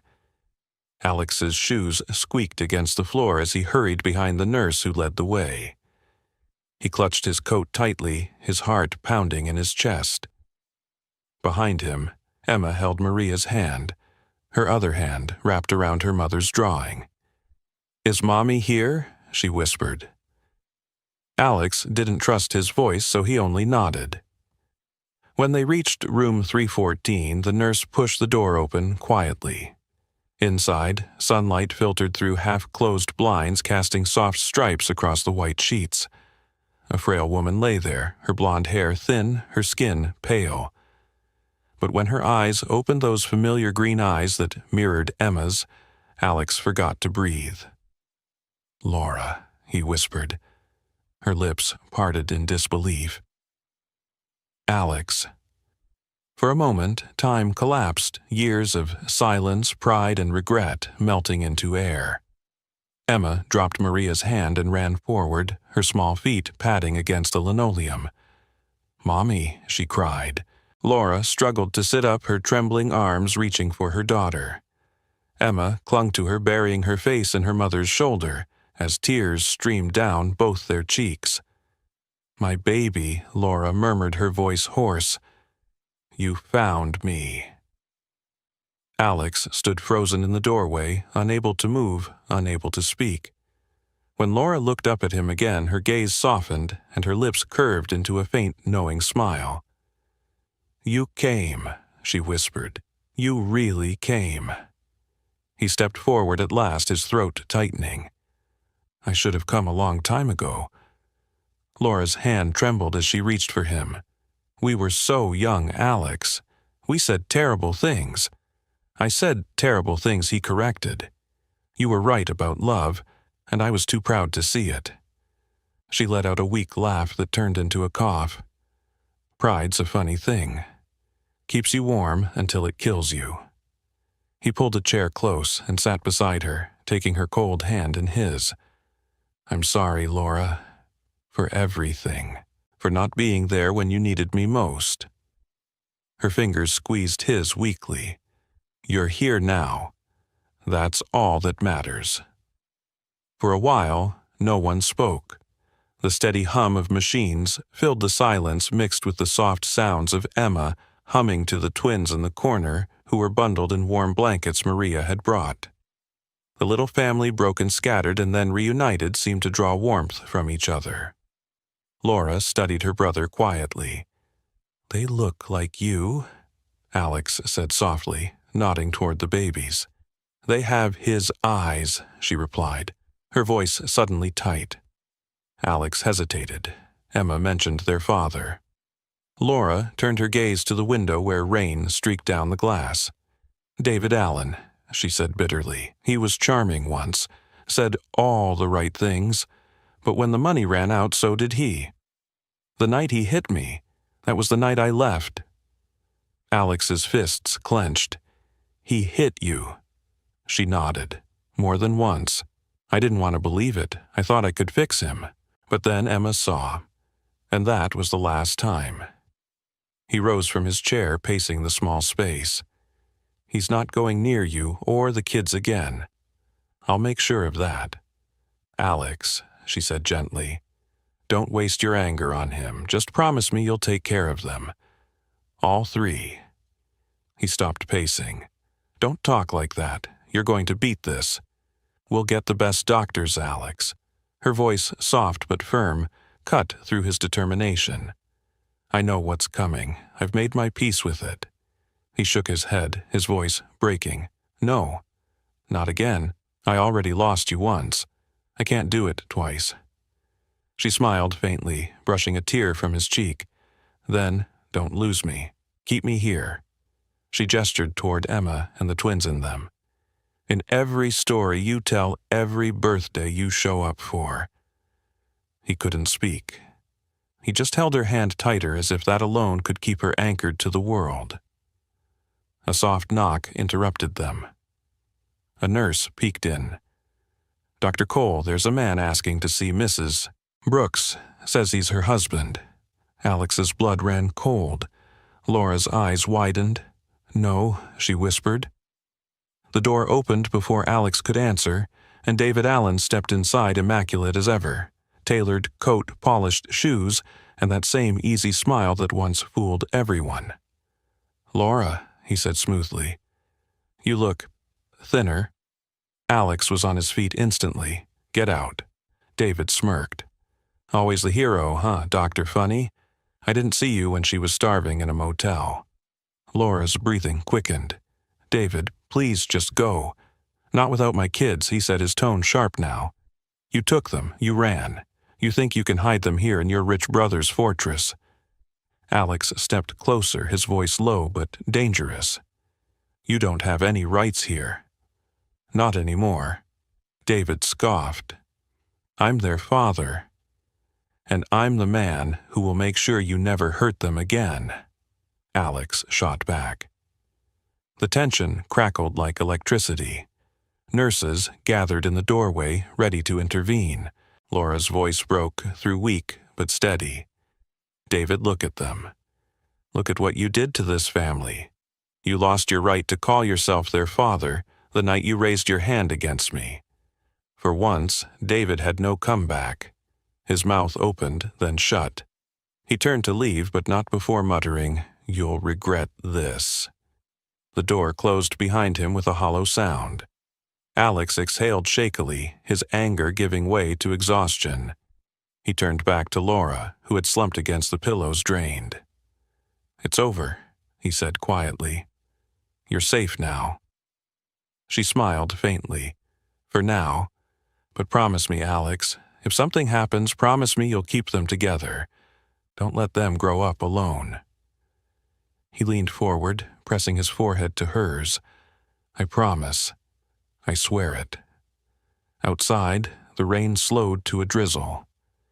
Inside, Emma climbed onto the bed beside her mother, holding one tiny twin in each arm. Laura looked at them, her eyes soft, her face peaceful for the first time in years. "See," Mommy Emma whispered. "We're all here. You don't have to be scared anymore." Laura's hand trembled as she brushed her daughter's cheek. "No, sweetheart," she said softly. "Not anymore." And for the first time since the storm, the Cole family sat together, not perfect, not whole, but finally home. Snow blanketed the valley once again, but this time it didn't feel like a threat. The storm that had nearly taken 3 lives had long passed, and the mansion that once stood as a monument to silence and regret now pulsed with laughter, light, and the sound of small feet on marble floors. It was the first winter since Laura Brooks had passed away peacefully in her sleep, holding Emma's hand, whispering that love was the only thing worth carrying through the cold. Dr. Alex Cole had kept that promise. He had buried his sister under a birch tree on the edge of his property, overlooking the frozen lake she used to love. Every morning, he brought a cup of coffee and talked to her like she was still there. Sometimes he swore he could hear her voice in the wind teasing him for being sentimental. It had been 6 months since that day, and though the ache remained, the house had changed. Life had returned. Emma, now 6, ran through the halls, chasing her brothers Sam and Simon, who were crawling fast enough to make Maria laugh until she cried.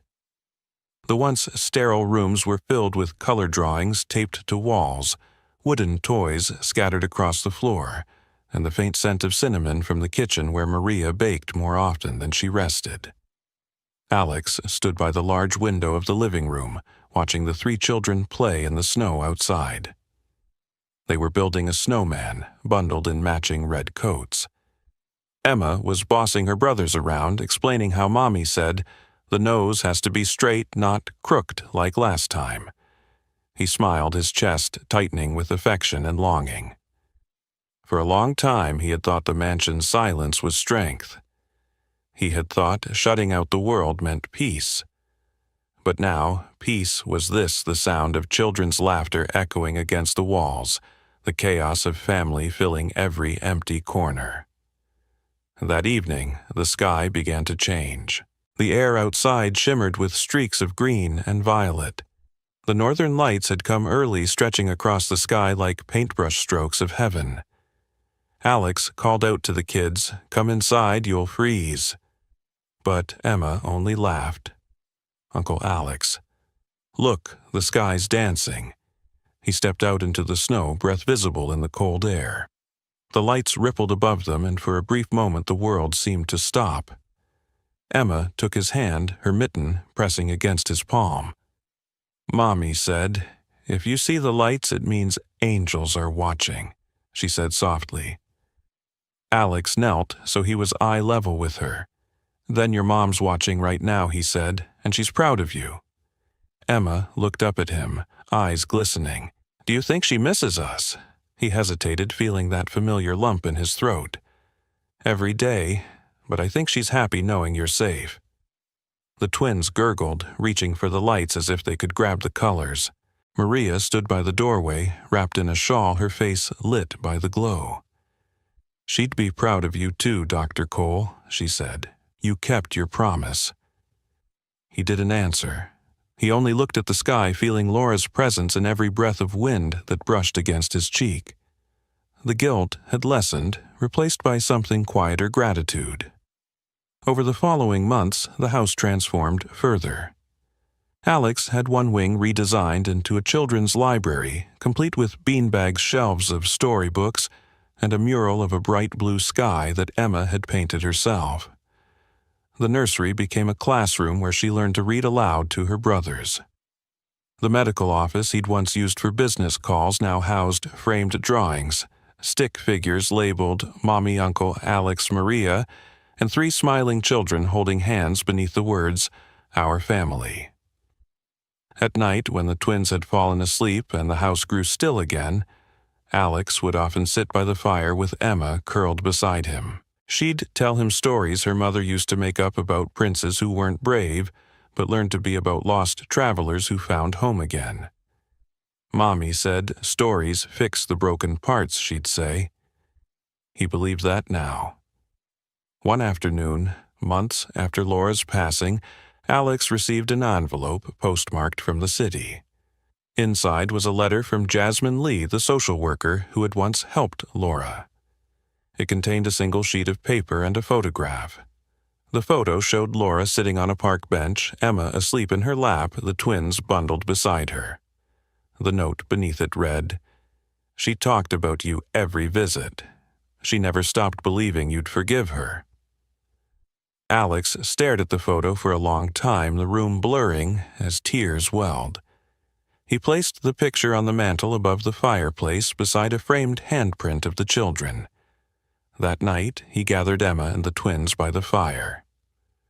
"Your mom wanted me to tell you something," he began. Emma looked up curious. She said the past is just a shadow. What matters is where you stand when the sun rises again. Emma tilted her head thoughtful. "Then, we're in the sun now, right?" He smiled. "Yes, right where we belong."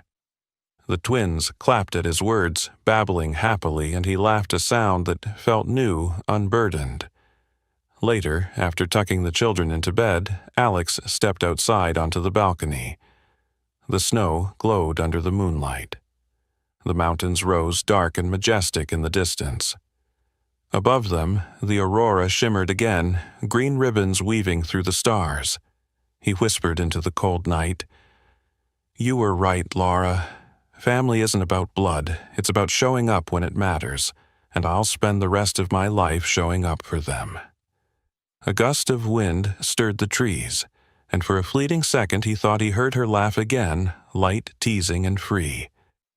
When he returned inside, he paused by the children's room. Emma was sleeping with one arm draped over Sam and Simon, her face peaceful, her lips curved in a faint smile. The glow of a nightlight painted soft halos on their faces. He stood there for a long time, letting the warmth of that sight soak into him. The house was quiet, but it was a different kind of quiet now, a living, breathing calm. The ghosts of regret were gone, replaced by the steady rhythm of love. In the months that followed, Alex began volunteering at the local hospital again, helping children without families. He named the outreach program the Laura Foundation. When people asked why, he'd smile and say, "Because one woman taught me that forgiveness can build homes stronger than walls ever could." And on clear nights when the northern lights returned, he would gather the children on the porch, wrap them in blankets, and point to the sky. "That's her," he'd whisper.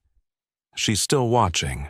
The mansion that had once been a fortress of solitude was now a home alive, imperfect, and full of second chances. And beneath the dancing lights of the northern sky, the Cole family, reborn through loss and love, finally found peace in the warmth that not even winter could steal. As the snow settled over Banff once more, the story of Emma, her twin brothers, and Dr. Alex Cole came full circle, a story that began in darkness and ended bathed in light. A 5-year-old girl's courage had led her through a blizzard and into the heart of a man who had long forgotten what it meant to love. The mansion that once symbolized isolation became a sanctuary of warmth and family. Through laughter, forgiveness, and loss, they built something stronger than blood, a home reborn not from perfection, but from compassion and second chances. Emma grew into a bright and fearless young girl, carrying her mother, Laura's tenderness, and her uncle's quiet strength. The twins thrived under the care of a man who had once believed his heart was frozen forever. Alex learned that redemption doesn't come from wealth or success, but from showing up day after day for the people who matter. The ghosts of regret still whispered, but they no longer ruled his heart. In their place stood gratitude, the kind that comes only from surviving the storm and choosing love anyway. This story reminds us that sometimes the greatest miracles arrive in the smallest hands, knocking at our door when we least expect them. It teaches us that forgiveness, though difficult, can thaw even the coldest winters of the soul. No matter how far we've drifted from the ones we love, it's never too late to reach out to make that call, to open that door. Life has a way of giving us second chances if we're brave enough to take them. So, as you finish this story, ask yourself who in your life deserves another chance, who might be waiting just beyond the storm for you to open the door. If this story touched your heart, don't forget to subscribe to our channel. Leave a comment and share your thoughts. Your support helps us continue creating heartfelt stories that remind us all, no matter how cold the world may seem, love